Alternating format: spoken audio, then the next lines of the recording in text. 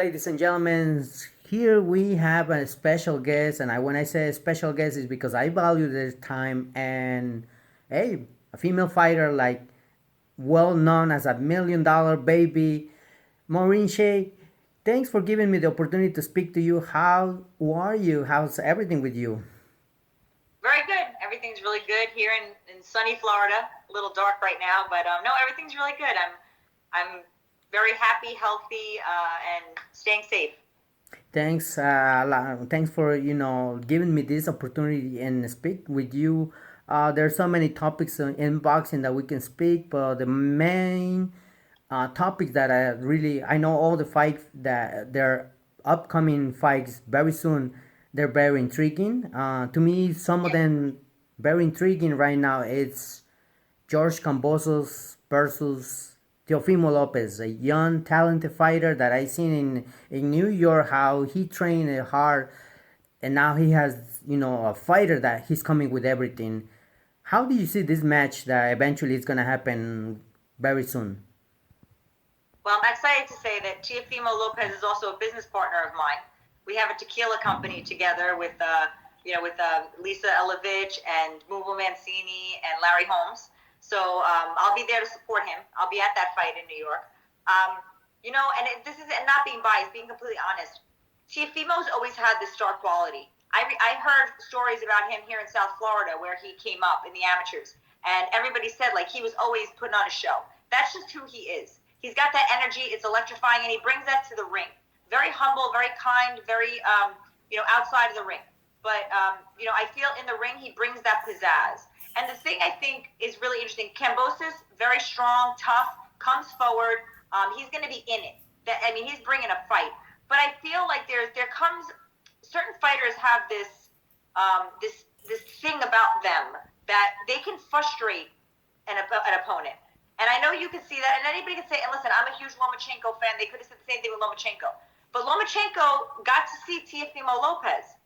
Yep. And I think that Teofimo rises with every challenge. And I think that he's going to continue to. He's young. He's constantly evolving. He's got the star quality. And he's got a lot on the line. Yep. A lot more to lose than anybody else. So, I'm excited for that fight. I see Teofimo outboxing Kambosos, but also standing toe-to-toe.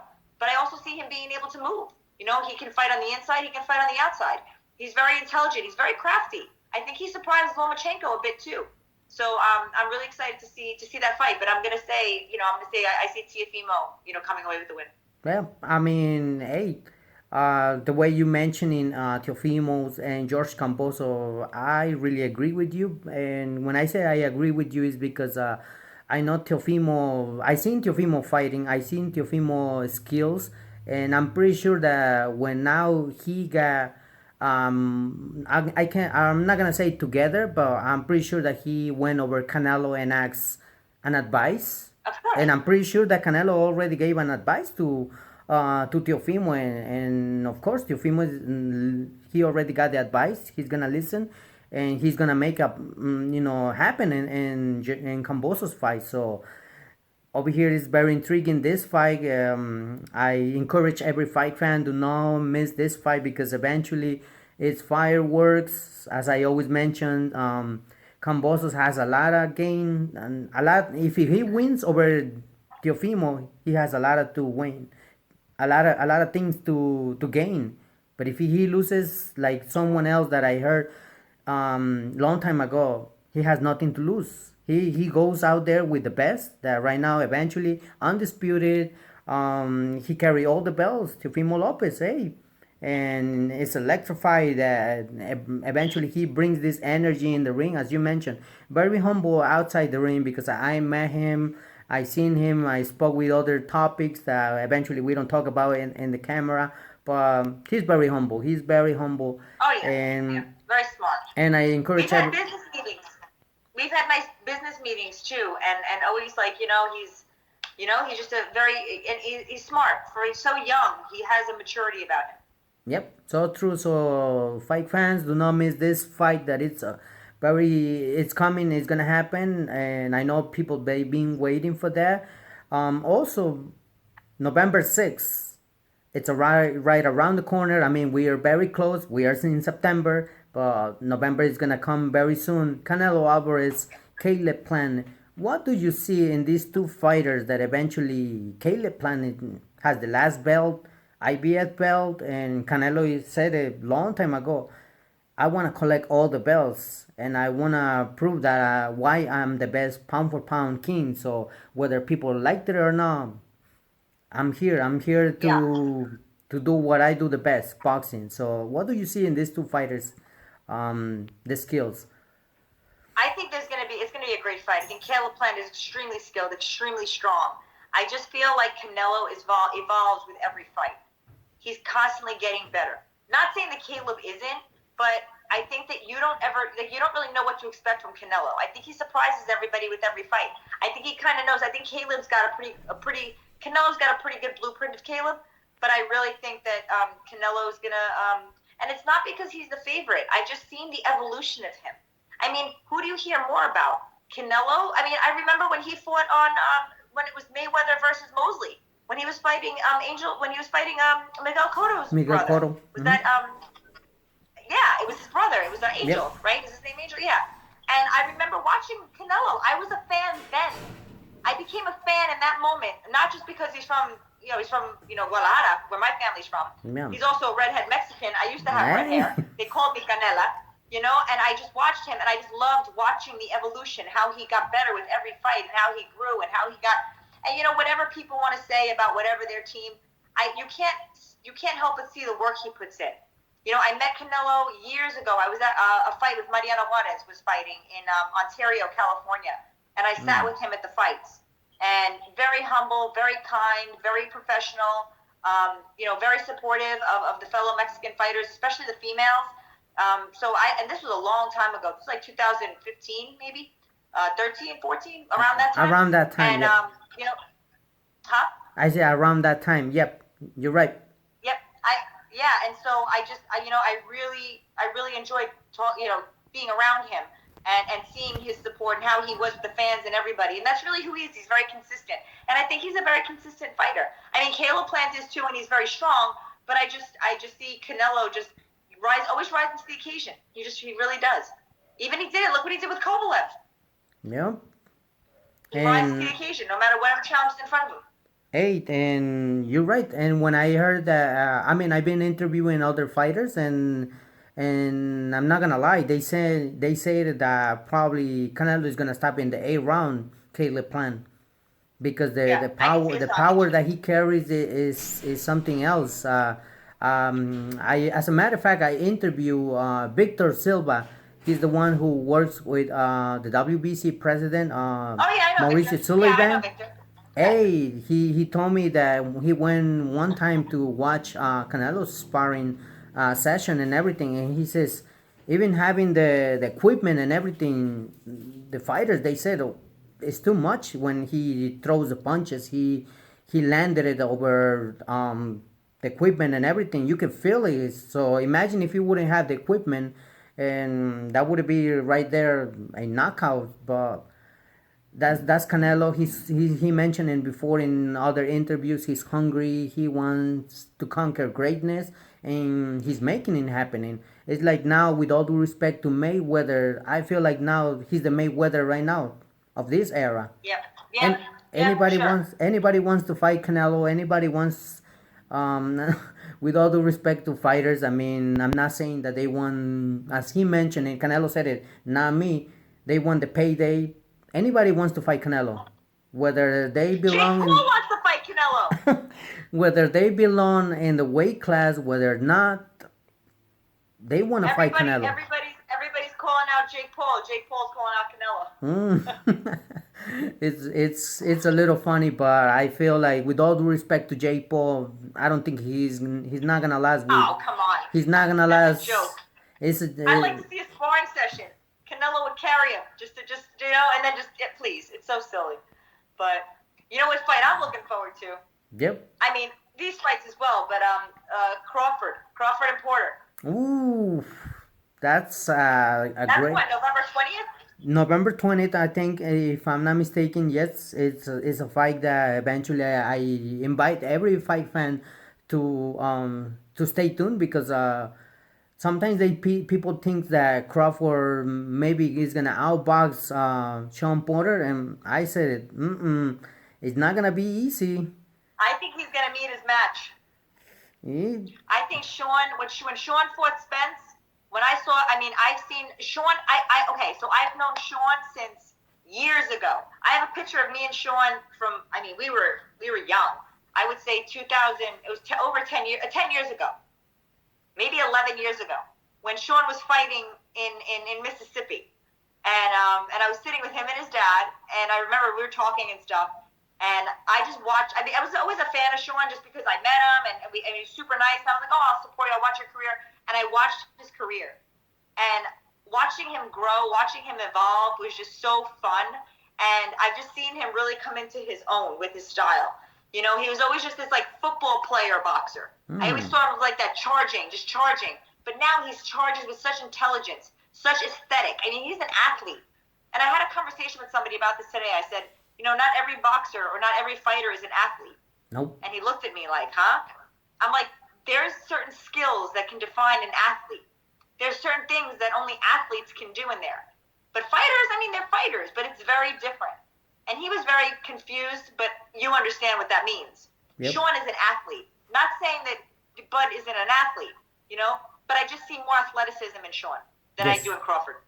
I seen that too, and that's why I said it. You know, with all due respect to Crawford, I feel like he has a complicated fighter that eventually is not gonna be the outbox or knock out Sean Porter. I doubt it. I think, and I like Crawford. He's strong. He's awkward, you know. But I think just Sean's pressure it's just pressure. I mean, and he's fast with his feet, and he's always in your face, no matter what. It's gonna be a good fight. I'm excited for that fight. When they announced it, I was super excited because that's been quite a long time coming. I'm glad that. I mean, when was Crawford's last fight? That was a long time ago. I know, and it's interesting. There's so many other good fights out there. I think people are getting so mesmerized with this YouTuber, TikToker, influencer nonsense. You know, pure boxing fans know what real boxing is. The real boxing is these three fights in particular that we're talking about. That's real boxing. I'm glad that those are the fights that I want to go to. I'm glad that you brought it up, this topic. I mean, with all the respect to YouTubers and all this, they should stay doing their shows, but now become as a professional boxer. Because I said it like this: with all due respect to every fighter, amateur or professional fighter, these YouTubers, they need to face someone like them, not just go out there and meet somebody That's not gonna happen. Eventually don't have the skills. Yeah. But see, the thing that we have to understand is they're not fighters. They're entertainers. There's a difference. They're entertainers. So don't give them the credit of saying they're boxers, they're fighters, they're entertainers. That's all that they're gonna get from me. You're an entertainer. Thank you. Thank you. I said thank you that you brought it up there. And talking about that, I'd like to know, I mean, first of all, how is it for you to be a female fighter? And of course, in the past, you being a champion, and don't get me wrong, you're still a champion to me, even though if you don't have the belt, or maybe you have the belts. I mean, but hey, people enjoy to see women's boxing. When is it gonna be the day that we're gonna see fighting back, or is there any day? What plans do you have for your career? Right now, for me, I've stepped away a little bit from the sport. I mean, I'm always in shape just because, you know, I needed time to I was ready. I was ready for the past 2 years. I was ranked #1 in the world. Promoters bought belts and gave these belts to other girls that did not earn these belts. It's really unfortunate, but there's only so much that I can do. You know, so right now, I'm here. I'm still here, but it has to make sense. You know, it's annoying. It's frustrating. It's annoying, and I'm not going to sit here and tap dance for people. I'm not going to sit here and beg for fights. I shouldn't have to do that. I've worked my way to get to 29-2 with 13 knockouts, 2 world titles. I've main evented. I've been on pay-per-view. I've done a lot. I've accomplished a lot. I can still physically fight, and I'm actually in my peak and in my prime right now. But unfortunately, some of these promoters think that a 40-year-old can't fight. Well, they should probably put this 40-year-old in the ring and watch, because I can prove that wrong. But I'm not gonna force my way in. They're gonna eventually look for an opponent, and they're gonna think I'm the opponent. Let them sleep on me. It's okay. They can do that. Well, so I'm just gonna, go about my life and make money, because I'm doing really well outside of the ring. I'm working for Phil Daru, who trains Dustin Poirier. He works with a lot of boxers, some of my stablemates. Sullivan Barrera. He works with Paulo Arredondo, who just made his pro debut. Jasniel Castro, Dominique Francis. We've got a great stable with Derek Santos, GS Boxing. Phil's works with them. He works with a lot of MMA fighters, a lot of UFC fighters, Bellator fighters, PFL, LFA, all these guys and girls. And so I'm just very blessed to now be, my degree is, I'm in the office. I have a business background, so I'm doing all that, but I know what these fighters need, and I'm glad that I'm still around it. But I train, I'm in the best facility to train. So if I want to start a training camp, I've got my boxing coach. I got a 5,000 square foot facility with my boxing coach, my strength and conditioning coach, some of the best fighters, and I don't know what else I could ask for. So when the time's right, it'll happen. I leave it in God's hands. Yep. I'm one of the fans that I really love to see women's boxing. To me, I feel like very exciting when I see women's boxing. To me, it's not a boring fight when I see women's boxing, because with all due respect to men's out there, sometimes it's like I was the Barclays Center. I think it's different. I feel like people, it was kind of disrespectful, because people, they're starting getting up from their seats and walking away when they see two fighters that eventually they were not doing anything that they were supposed to do, I guess, and people started getting up from their seats and walking away. I think it's not just men. I think it's just all fighters, and styles make fights, and some people just don't have the styles, that really intrigue people, But also, I think the 2-minute rounds makes a difference. Women have to fight. We have a faster pace. I love it. I wouldn't want to fight 3-minute rounds because it's boring. I would rather fight a fast-paced fight. It makes me, it's invigorating, and the crowd can't help but to feel that energy. So I think you'll never see a boring women's fight. And in regards to the women's skill level, the women are actually getting better. You start seeing these amateurs come over from the Olympic side, and now they're kind of, they're getting better. They're getting more skill with experience and time, and that was going to take time. When these amateurs first came on the scene, they were lifting them up. I'm like, there's women out there that are way better than these girls. But now they're evolving. The unfortunate thing is that there's only a select few in the United States that are getting these opportunities to fight. There's literally like maybe 3 fighters or 4 fighters in the United States that get opportunities to fight. People don't realize they're robbing the public of knowing the talent pool in women's boxing. There's a huge talent pool, but women aren't getting the opportunities because promoters aren't giving women the opportunities. And it's a slow, very slow process to grow. But there are a lot of other females besides the ones that you hear about all the time that are out there. And, it's tough that, it's sad that the public isn't getting to see those sides of those women. Well, hopefully, these things get fixed and it be done much better, so the fans, the audience, everybody can see something much better from boxing, because I feel like if something continues happening like this, boxing, I feel like it's losing credibility. So, hey. But you know what? Boxing's been through it before. Boxing's lost credibility before. I think that boxing really withstood the test of time. It'll come back because it always thrives. It always ends up thriving. This is right now, people need to understand the difference between boxing and entertainment. They're confusing the two. They're putting boxing as entertainment because that's how they're being sold that. But they need to be able to distinguish between the two. When you see Holyfield fighting Vitor Belfort, that's entertainment. You know what I mean? When you see Canelo fighting Caleb Plant, that's boxing. Yep. If you can't differentiate the two, if you see Jake Paul fighting, Tyron Woodley, that's entertainment. When you see Sean Porter fight Terrence Crawford, that's boxing.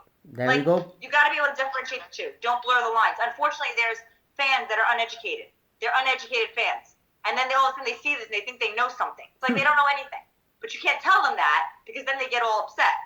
But you know what? It's okay. It eventually will kind of thing. I get asked all the time what I think. So I think it's my responsibility as a female boxer to educate people on female boxing, and I also feel a responsibility to educate them on boxing as a whole.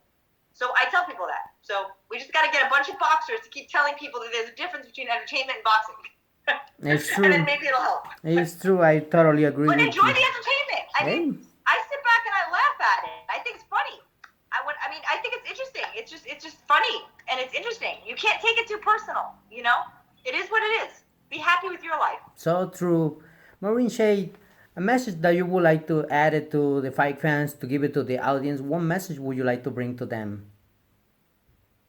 Just thank you for always supporting me and, being part of my journey, not just in boxing, but outside of boxing.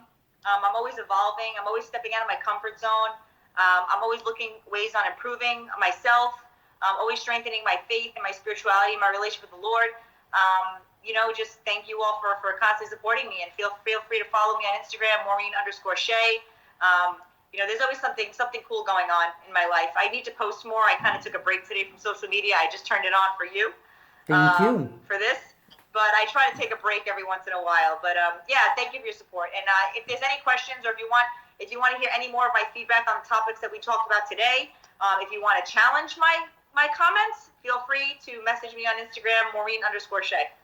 Hey, Maureen Shae, it's a pleasure. Thanks for giving me the time and opportunity to speak to you. I Thank you. appreciate and My value your pleasure. time because, hey, Thank you. now as a safety thing that we're supposed to do now, video calls and everything, but I think everything is going back to the new normal. I know people hate that when they say that, why you say the new normal. Hey, we never experienced I something know. like this, but this is the way now interviews get done and things like that. But we're praying to God that things can work for the future much better, and we just gotta stay strong. I would say so. Hey guys, if you get to see Maureen Shae Absolutely. in person, run over her and grab an autograph and picture. She's a great character, great personality. I met her in New York, and I remember from that time, very sweet, very a person that you could make a conversation, like anybody can go out there. Not because she's a fighter, she would not speak to you. No, hey, please, you can approach to Thank Maureen you. Shae. So I encourage every fight fan to follow her and continue seeing the stories that she will post it for the future. Thank you. Thank you so much. I appreciate it. You're welcome.